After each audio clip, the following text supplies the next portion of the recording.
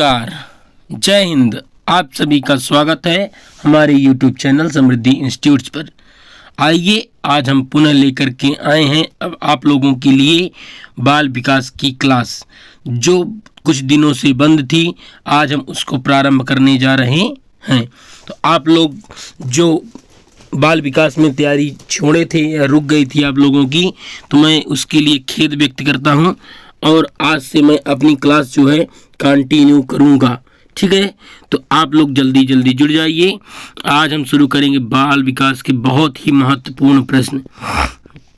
आप लोगों के जो C TET, UP TET, MP TET, REET जितने भी एग्जाम होते हैं, एमपी टीईटी माने टीईटी से संबंधित होते हैं, चाहे बिहार टेट हो, चाहे छत्तीसगढ़ टेट हो, कोई भी टेट हो, उसके लिए कारगर साबित होने वाला है। तो आप लोग जल्दी जल्दी जुड़ जाइए। आप लोगों का जो सी टेट का एग्जाम होने वाला है उसके लिए भी ये बहुत महत्वपूर्ण है। तो आज जल्दी जल्दी जुड़ जाइए। अब हम शुरू करने वाले हैं पहला सवाल। आज का हमारा पहला सवाल है कि सृजनात्मक बालक में निम्नलिखित में से कौन सा गुण नहीं पाया जाता? ऐसा बालक जो सृजनशील है। क्या है सृजनशील? का मतलब ये होता है कि जो बालक किसी न किसी पुरानी वस्तु, टूटी फूटी वस्तु से नई वस्तु का निर्माण करता है, वह क्या? सृजन करना। सृजन मतलब खोज करना। वह क्या है? खोजपूर्ण प्रवृत्ति है। कौन सा गुण इसमें नहीं पाया जाता? नहीं देखना है हमको। खोजपूर्ण प्रवृत्ति, हाँ भाई, अगर सृजनशील वाला के तो खोज तो है ही उसके अंदर। फिर अच्छी अंतर्दृष्टि, इसी में थोड़ा संशय है। क्रियाशीलता, ये तो होनी चाहिए। सीमित रुचियां, ये जो है हमको ऑप्शन नंबर, भले इसमें हमारा जो आंसर दिया गया है अच्छी अंतर्दृष्टि, तो ये नहीं, इसमें होना चाहिए हमारा क्या? सीमित रुचियां, उनमें नहीं होनी चाहिए। रुचि जो है सीमित नहीं होनी चाहिए, इसलिए ऑप्शन नंबर हमारा डी सही हो जाएगा। आप लोग इसको सुधार लीजिएगा। क्या हो जाएगा?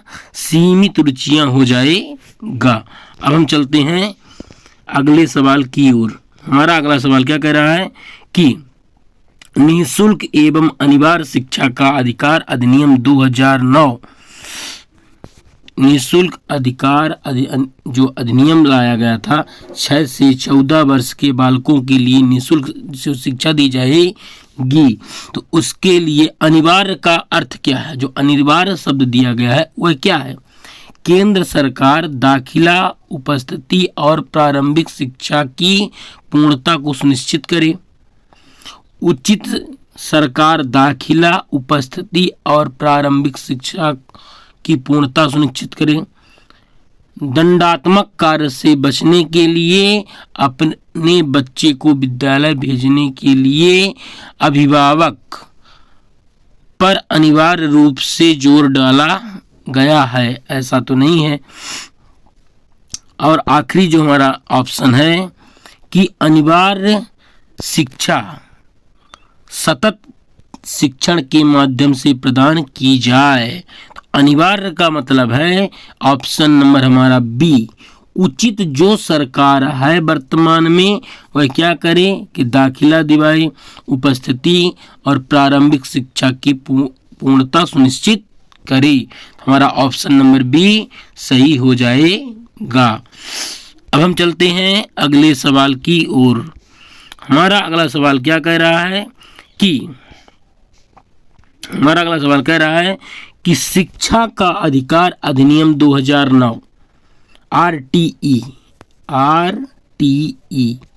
राइट टू एजुकेशन एक्ट 2009 में क्रियान्वयन के बाद कक्षा कक्ष कैसी हुई है?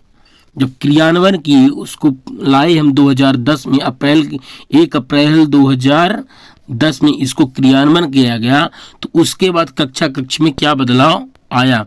अप्रभावित रही। ऐसा तो नहीं हो सकता कि अगर कोई नियम लाया जाए और वह अप्रभावित रहे।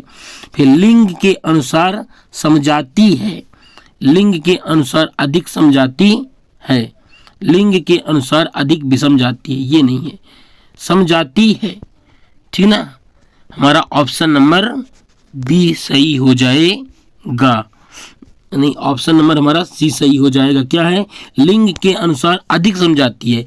इसमें जो बालक और बालिका होते हैं वह एक समान रूप से विद्यालय आने लगे हैं, एक समान रूप से पढ़ाई करने लगे हैं। ठीक है ना। तो इसमें हमारा ऑप्शन नंबर सी सही हो जाएगा कि लिंग के अनुसार अधिक समझाती हैं। अब चलते हैं अगले प्रश्न की ओर। यदि आप लोगों को हमारा जो पढ़ाने का तरीका अच्छा लग रहा है तो आप लोग हमारे चैनल को सब्सक्राइब करें, लाइक करें, कमेंट करें। तो यह जो है आप लोगों को बहुत कारगर साबित होगा। आप लोग जो सीटेट का एग्ज़ाम देने वाले हैं, तो जब आप एग्ज़ाम देने जाएंगे तो आप लोगों को ध्यान आएगा कि इस तरह सर ने बताया था। तो आप लोग इसके लिए एक कॉपी पेन लेकर के इसको नोट भी करते चलिएगा और रिवीजन करने में आप लोगों को यह कारगर साबित होगा। क्योंकि कहते हैं कि महानता जो है एक काम ये 1000 काम करने पर नहीं है, महानता जब एक काम को 1000 बार करने पर है। ठीक है ना। तो आप लोग प्रैक्टिस करिए, आप अपने लक्ष्य को बनाइए और एक जो शिक्षक पद है आप अपने लिए पक्का करिए। हम चलते हैं अगले सवाल की ओर।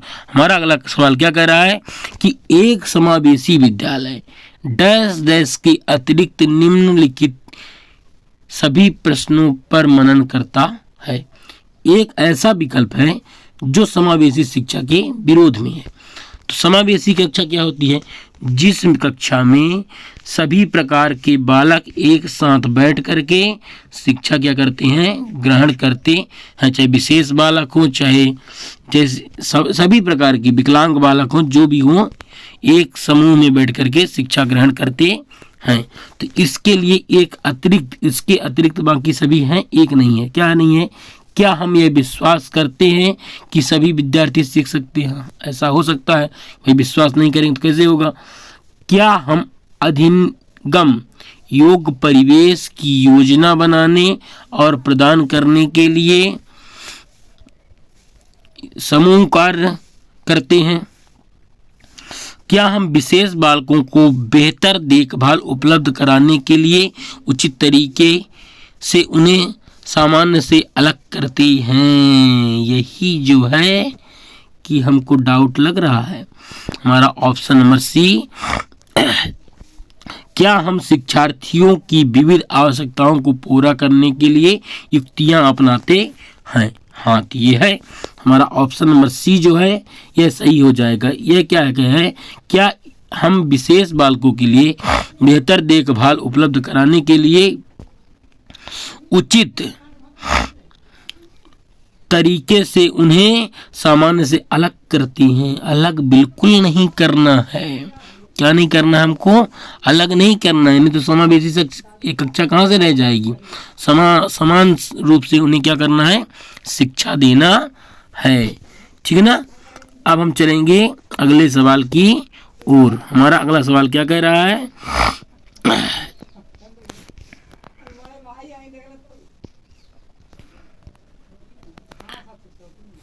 CBSE द्वारा अपनाए गए प्रगतिशील शिक्षा में प्रतिमान में बच्चों का समाजीकरण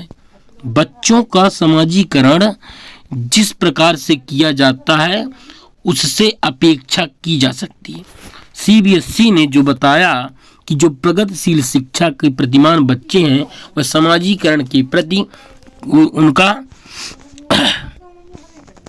जिस प्रकार से कि उनसे अपेक्षा क्या करेंगे, हम उनसे क्या करेंगे? किसी भी प्रकार से सामाजिक पृष्ठभूमि होते हुए भी वे वह सब स्वीकार करें जो उन्हें विद्यालय द्वारा प्रदान किया गया। भाई ये तो थोपा जा रहा है उनके ऊपर कि भाई किसी भी प्रकार से तुमको इसी में रहना है। ऐसा तो नहीं है, ऐसा नहीं है, न ऐसा करना है।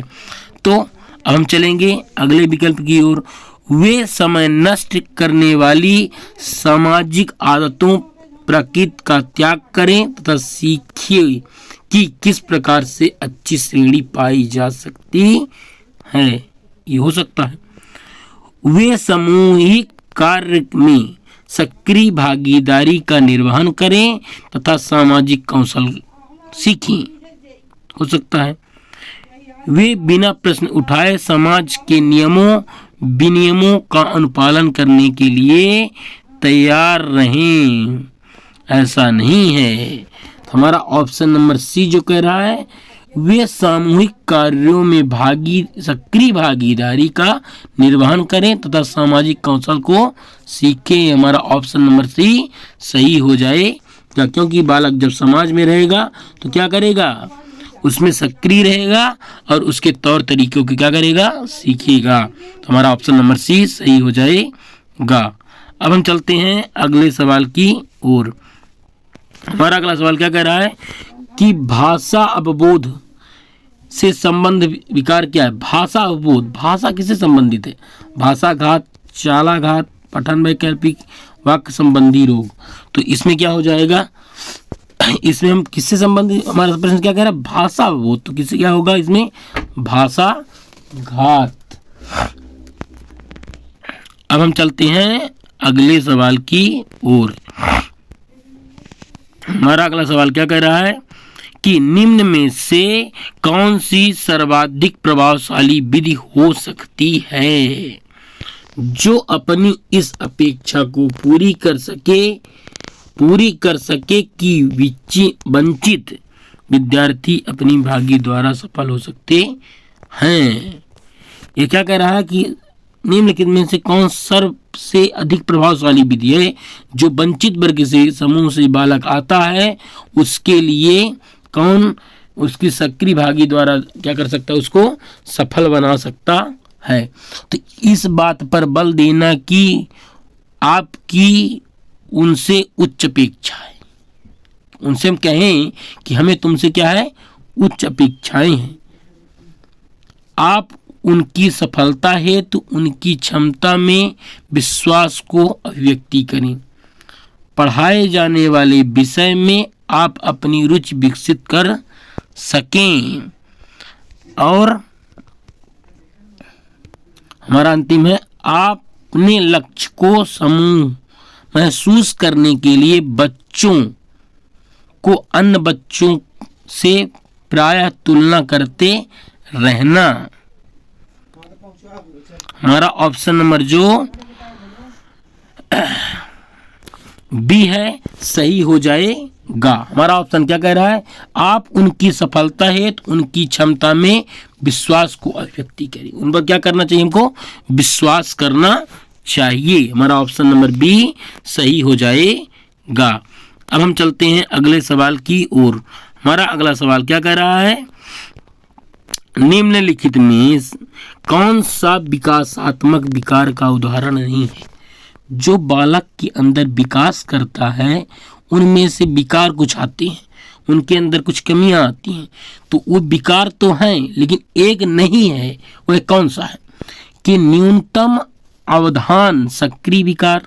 हाँ भाई, न्यूनतम उसमें जो शारीरिक कमजोरियां होती हैं वह क्या है, आत्मविमोह। भाई अपने ऊपर जो अपने आप को विमोहित करता है।